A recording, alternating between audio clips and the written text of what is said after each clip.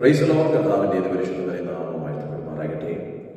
അനുഗ്രഹിക്കപ്പെട്ട നല്ല സമയത്തെ ഓർത്ത് കർത്താവിന് മാനവും മഹത്വവും പുകഴ്ചയും അർപ്പിക്കും. നല്ല സമയം എൻ്റെ പ്രിയമുള്ളവരെ, ഈ സഹോദരനെ കർത്താവിരിക്കുക വിലപ്പെട്ട അവസരങ്ങളെ ഓർത്ത് കർത്താവിനെ സ്ട്രോങ് ചെയ്യും. ഫെയ്ത്ത് ഇൻ ക്രൈസ്റ്റ് എന്ന യൂട്യൂബ് ചാനലിലൂടെ എന്നെ സന്ദേശം കേട്ടുകൊണ്ടിരിക്കുന്ന എല്ലാ ബഹുമാന്യ മാതാപിതാക്കളെയും സഹോദരങ്ങളെയും കർത്താവിൻ്റെ നാമത്തിൽ വന്ദനം പറയുന്നു. കർത്താവ് എല്ലാവരെയും അനുഗ്രഹിക്കേണ്ട ദൈനംദിനമുള്ള ദൈവിക വചന സന്ദേശങ്ങൾ നിങ്ങളുടെ ഏവരുടെയും ജീവിതത്തിൽ വലിയ അനുഗ്രഹങ്ങൾക്കും വിടുതലുകൾക്കും കാരണമാകട്ടെ എന്ന് പ്രാർത്ഥിക്കുന്നു. നമ്മുടെ വിശ്വാസങ്ങളുടെ പരിശോധനയുണ്ട്. ചില വിഷയങ്ങൾക്കകത്ത് നാം കാത്തിരുന്നും നാം പ്രാർത്ഥിച്ചും മടുത്തു പോകാറുണ്ട്. ചില വിഷയങ്ങളുടെ മേൽ നമ്മൾ പല ചോദ്യങ്ങൾ ചോദിക്കാറുണ്ട്. ലൂക്കോസിന്റെ സുവിശേഷം 7-ാം അധ്യായം അതിന്റെ 23-ാം ഭാഗം ഇങ്ങനെയാണ് വായിക്കുന്നത്: എന്നാൽ എന്നിൽ ഇടറിപ്പോകാത്തവൻ ഭാഗ്യവാൻ എന്ന് പറയും. Praise the Lord. യേശു കർത്താവിന്റെ ശുശ്രൂഷയിലെ, ഇഹലോകത്തിലെ ശുശ്രൂഷയിലെ ഒരു വലിയ ചോദ്യം, ഒരു മറുപടി എന്ന വണ്ണം യേശു പറയുന്ന വേടാണ് നാം വായിച്ചു കേട്ടത്. എന്നിൽ ഇടറിപ്പോകാത്തവൻ എന്ന് പറഞ്ഞാൽ പ്രാർത്ഥിച്ച സ്പോട്ടിൽ ഒരുപക്ഷെങ്കിൽ മറുപടികൾ ലഭിച്ചില്ലെന്ന് വരാം. പ്രതിസന്ധികൾ മാറി മാറി അനുഭവിക്കേണ്ടി വന്നെന്ന് വരാം. പ്രതിസന്ധികളുടെ ഘോരമായ അനുഭവങ്ങൾ നമ്മുടെ ജീവിതത്തിനകത്ത് ധൈര്യം ദിനത്തിൽ കയറി വന്നെന്ന് വരാം. അപ്പോൾ നമ്മുടെ വിശ്വാസവും ദൈവത്തോടുള്ള ബന്ധവും അറ്റുപോകാതിരിക്കാനുള്ളൊരു ചോദ്യവും മറുപടിയുമാണ് ദൈവത്തിന്റെ വചനത്തിൽ നാം കേട്ടത്. എന്നാൽ എന്നിൽ ഇടറിപ്പോകാത്തവൻ ഭാഗ്യവാൻ. എന്താ പറഞ്ഞതിന്റെ അർത്ഥം? അതിന്റെ 19-ാമത്തെ വേദഭാഗം ഇങ്ങനെ വായിക്കുന്നു: അപ്പോൾ യോഹന്നാൻ തന്റെ ശിഷ്യന്മാരിൽ 2 പേരെ അടുക്കൽ വിളിച്ചിട്ട് കർത്താവിന്റെ അടുക്കിലേക്ക് അയക്കുകയാണല്ലേ. എന്നിട്ട് പറയാം, വരുവാനുള്ളവൻ നീയോ അല്ല, ഞങ്ങൾ മറ്റൊരുത്തനെ കാത്തിരിക്കണമോ എന്ന് പറയിച്ചു. താനിപ്പോൾ ആയിരിക്കുന്ന ഒരു പ്രതിസന്ധിയിലാണ്.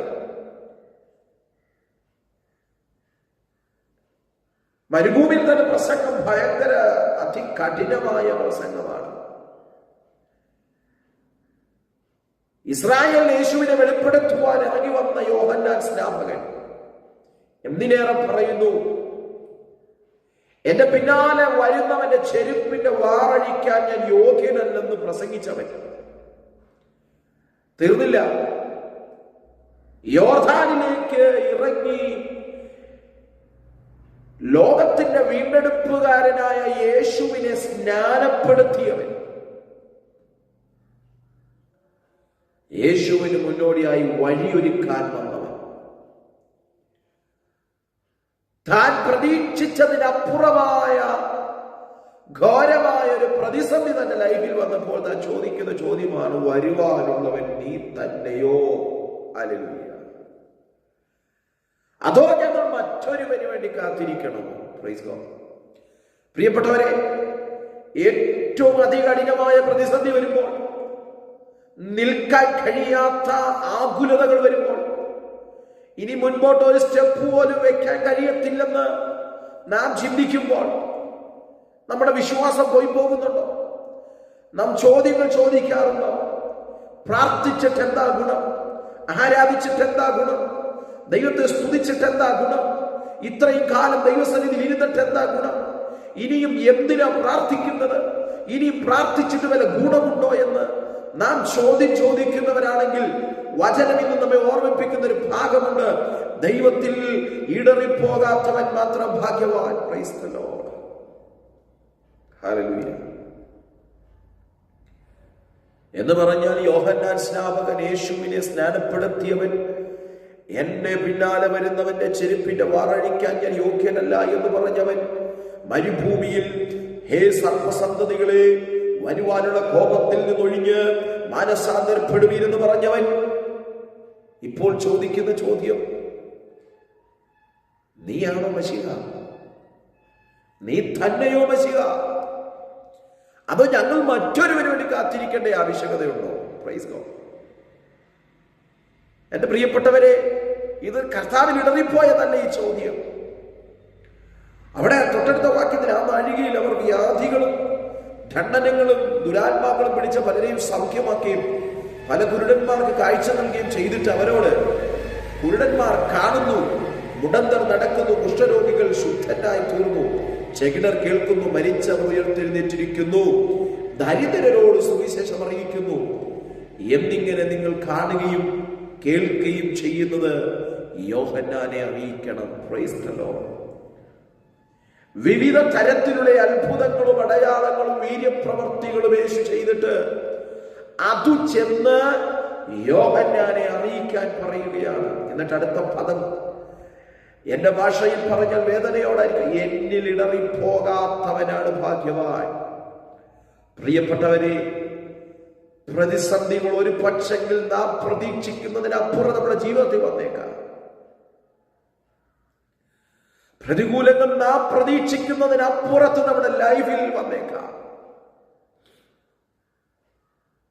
നാം ചിന്തിച്ചതിനപ്പുറമായി കണ്ണുനീരൊഴുക്കേണ്ട അവസ്ഥകൾ നമ്മുടെ ജീവിതത്തിൽ വന്നേക്കാം.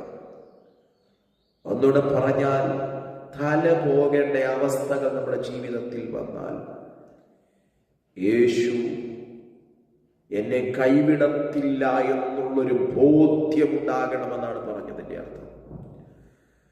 യോഹന്നാനെ പ്രസംഗിച്ചത് കൊണ്ട് കാര്യമില്ല, യോഹന്നാനെ യേശുവിനെ സ്നാനപ്പെടുത്തിയത് കാണേണ്ട കാര്യം. പ്രിയപ്പെട്ടവരെ, വളരെ ഗൗരവമായി കാണേണ്ട ഒരു വിഷയമാണ്. ഒത്തിരി പ്രസംഗിച്ചതല്ല പ്രശ്നം, ഒത്തിരി പ്രാർത്ഥിച്ചെന്ന് പറഞ്ഞിട്ടുള്ള കാര്യമല്ല, ഒത്തിരി സ്റ്റേജുകൾ മാറി മാറി പോയതല്ല കാര്യം. ഇവിടെ വലിയ പ്രാഗൽഭ്യമുണ്ട് പറയാൻ, യോഹന്നാൻ സ്നാപകൻ യേശുവിനെ സ്നാനപ്പെടുത്തിയവനാണ് താൻ. പക്ഷെ യേശു പറയുന്നു, എന്നിൽ ഇടറിപ്പോകാത്തവൻ ഭാഗ്യവാൻ എന്ന് പറഞ്ഞാൽ, ഏത് പ്രശ്നത്തിലും പ്രതിസന്ധിയിലും എന്നിൽ നിന്ന് മാറാത്തവനാണ് ഭാഗ്യവാൻ. നമ്മെ വലച്ചിയ രോഗം, നമ്മെ വലച്ചിയ ക്ഷീണം, നമ്മെ വലച്ചിയ കടബാധ്യത, അതുകൊണ്ട് കർത്താവിൽ ഇടറിപ്പോയാൽ ഭാഗ്യകരമായ അവസ്ഥയിൽ നിന്ന് മാറിപ്പോയി. നമുക്ക് കർത്താവിന്റെ മുഖത്തേക്ക് നോക്കാം. കർത്താവേ, ഞാൻ ചില ചോദ്യങ്ങൾ നിന്നോട് ചോദിച്ചിട്ടുണ്ട്. ഞാൻ പല ചോദ്യങ്ങളും നിന്റെ മുൻപിൽ കരഞ്ഞു ചോദിച്ചിട്ടുണ്ട്. എന്തിനാണ് കർത്താവ് ഈ പ്രതിസന്ധി? എന്തിനാണപ്പാ ഈ പ്രതികൂലം എന്ന് ചോദിച്ചിട്ടുണ്ട്. ചോദ്യങ്ങൾ നിർത്തിയിട്ട് വരുവാനുള്ളവൻ കർത്താവ് തന്നെ. എന്നെ വീണ്ടെടുക്കാൻ അപ്പൻ വരുമെന്നുള്ള ഉറച്ച ബോധ്യത്തോടെ, വിശ്വാസത്തോടെ അപ്പന്റെ പാദാന്തിക നമുക്ക് മുൻപോട്ട് പോകാം.